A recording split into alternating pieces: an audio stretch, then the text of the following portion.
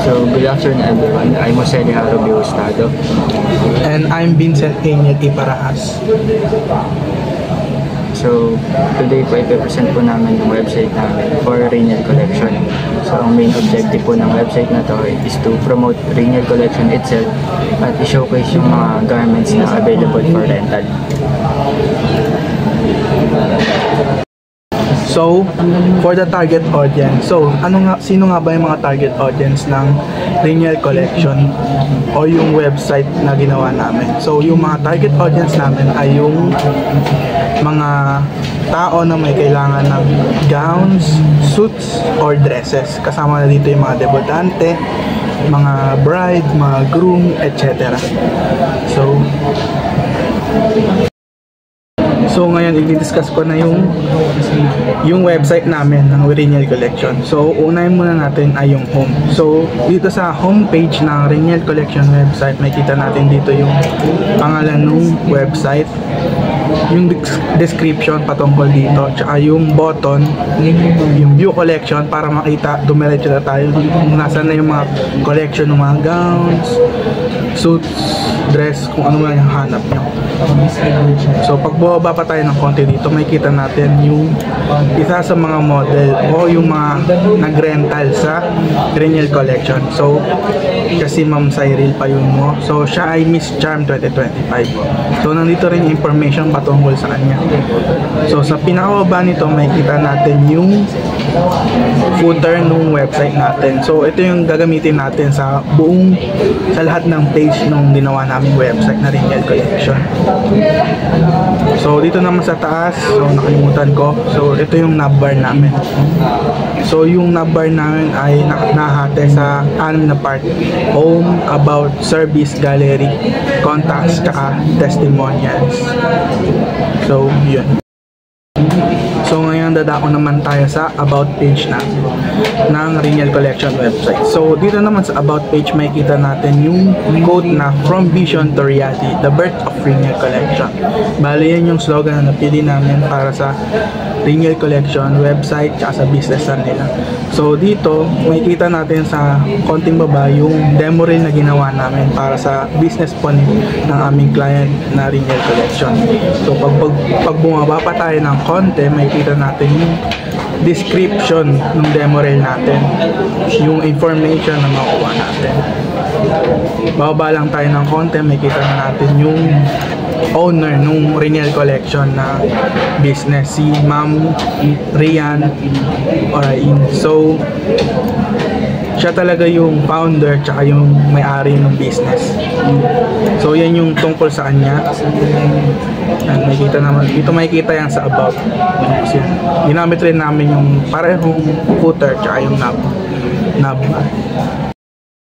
So dadako naman tayo ngayon sa services section o page ng aming Rainier Collection website. So dito naman sa services ay ang laman nito ay yung mga instruction na gagawin mo kung gusto mong mag-book o mag-rent na dire-diretso sa desired mong gown o formal wear.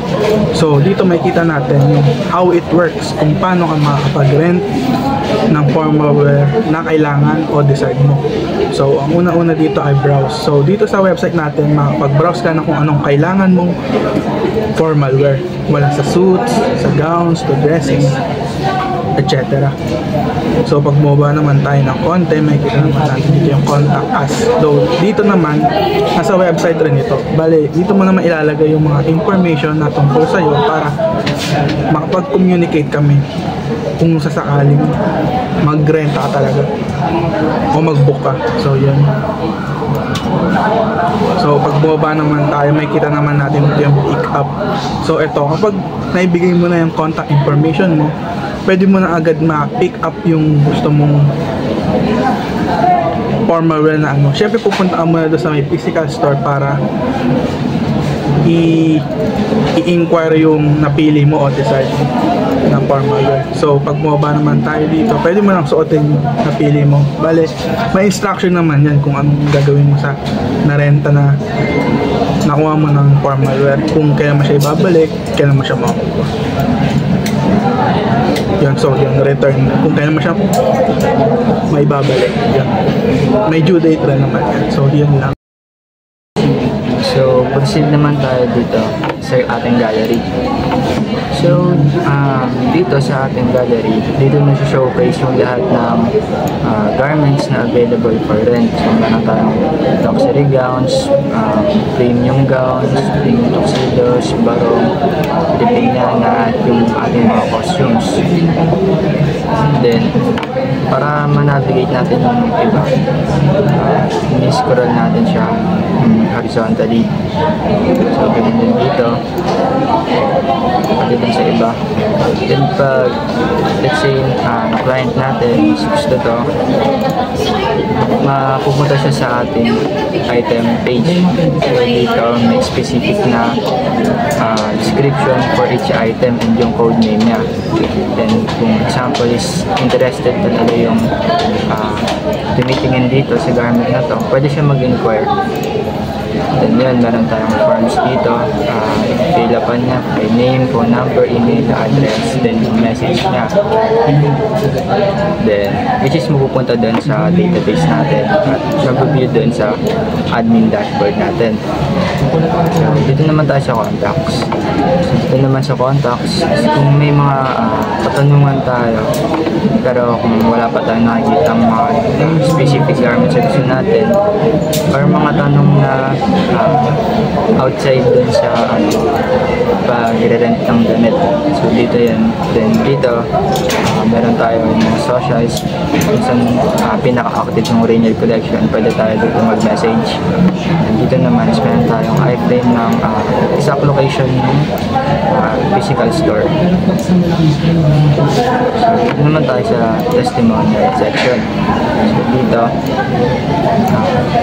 pwede kang mag-submit ng feedback mo, which is mapopost. Pero bago ma-post, makikita mo na ni admin kung ano yung pinost mo bago na i-approve at mapunta dito sa mismo public na client testimonial section.